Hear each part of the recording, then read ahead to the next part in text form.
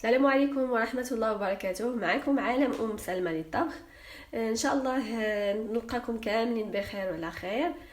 كنشكر الناس اللي جداد اللي عاودوا التحقوا بيا واللي كومونطاو ليا. كنشكر كاع الناس ومرحبا بكم معنا في عالم سلمى للطبخ. ان شاء الله اليوم غنديروا واحد البسبوسه كتجي زوينه وسهله، وكتجي يعني كل واحد كياخذ وحده ديالو بلا ما تحتاج الواحد يقطعها. كنديروها بهاد المول العجيب الصغار. المقادير اللي كتحتاج ما كتحتاج شي مقادير كثيره. كنحتاجو 2 بيضات، نحتاجو خماره ديال الحلوى ديال 8 غرام، ساشي ديال فاني ديال الحلويات، و4 ديال المعالق كبار ديال السكر الخشن سنيده، كاس اللارب ديال زيت المائده، و200 غرام ديال السميده الرقيق اللي كنديروا به الحرشه واللي كنديروا به حتى البسبوسه، قبيصه ديال الملح ودانون ديال فاني.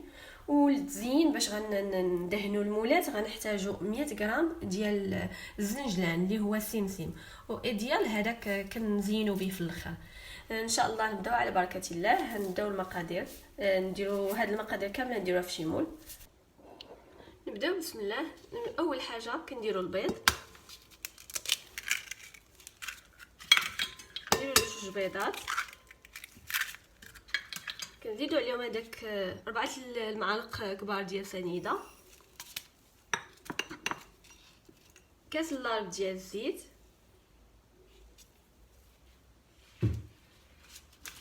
وكيس ديال فاني. اللي ما بغاش يدير فاني بودره يعني بودر يقدر يدير فاني الروح ديال فاني ولا على حسب الرغبه ديال كل واحد. وواحد شويه ديال الملح، ونخلط هاد العناصر مزيان.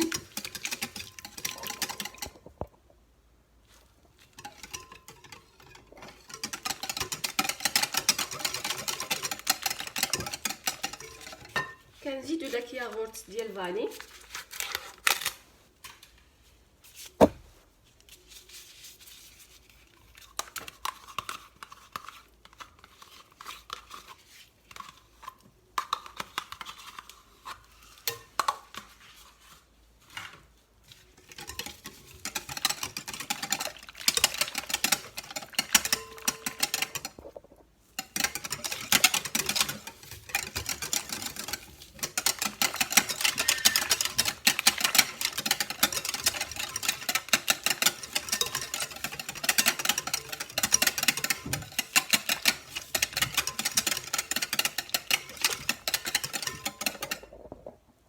ومن بعد غنزيدو 200 غرام ديال السميده رقيقه نغربلوها.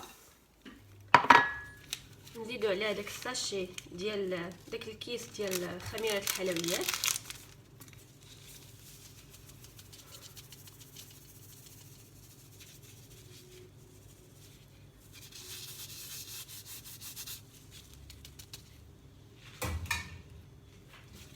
ونكملو التطراب ديالنا.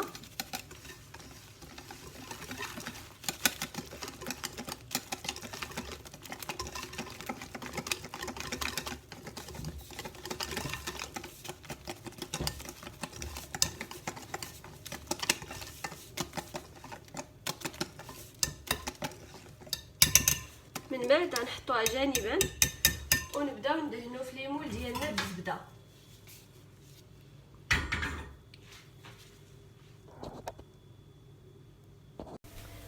من بعد دهنت المول العجيب بالزبده وغنرشهم بالجنجلان. هنا عندي 12 وحده، هادو المتوسط. الصغار كيخرجوا 14 وحده. اللي عنده المول العجيب الكبير يقدر يدير في المول العجيب الكبير. صافي ونبداو نرشوهم بالجنجلان.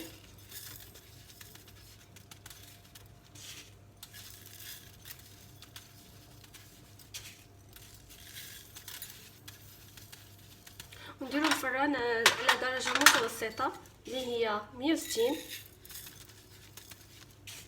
اللي عنده المروحيه يدير من الفوق والتحت 160 باش يتحمروا دقه واحده من الفوق والتحت.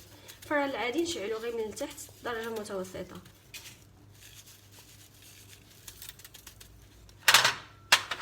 ونستمروا بهذه العمليه تنكملوا المولات ديالنا.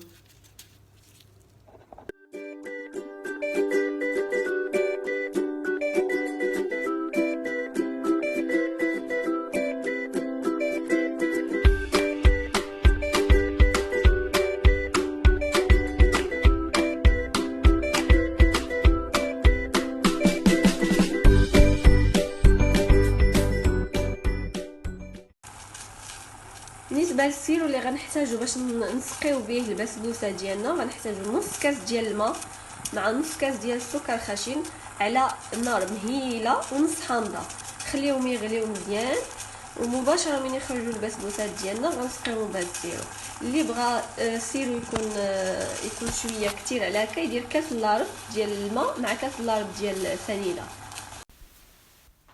بالنسبه للكريمه غنحتاجو ساشي ديال فاني، غنحتاجو 4 ديال المعالق كبار ديال السكر الخشن اللي هي سنيده، غنحتاجو ساشي يعني كيس ديال الفاني بنكهه الكراميل، غنحتاجو 2 كيسان ونص ديال الحليب ما يساوي 400 مليلتر، غنحتاجو 2 معالق كبار ديال النشا ما يعادل 20 غرام ديال النشا، ونبداو نخلطوا في المقادير.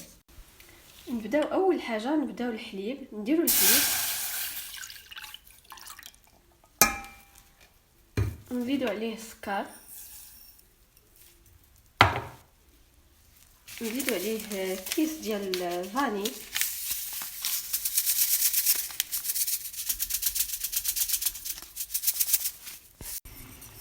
ونستمروا بالتحريك حتى يعقد لينا. هو قريب نيت يعقد لينا. هنا واحد القضيه نسيت ما قلتهاش، رزت انا هنا واحد المعلقه صغيره ديال بودر كاكاو باش يجيني هذا اللون هذا. مباشره من يعقد لينا ندوزو باش نعمرو البسبوسات ديالنا. وكيف ما كتشوفوا معايا من بعد ما سقيناها بالسيرو اللي حضرنا قبل كنسقيوها مزيان حتى كنكملوا السيرو ديالنا. كل ما سقيناها كل ما مزيان كنعاودوا نصبوا فوقها الكريمه ونخليوها تبرد واحد شويه. ضروري نصبوا الكريمه وهي باقا سخونه ونخليوها تبرد شويه ونخشيوها في الثلاجه، ومن بعد غنزينوها وندوزوا للشكل النهائي.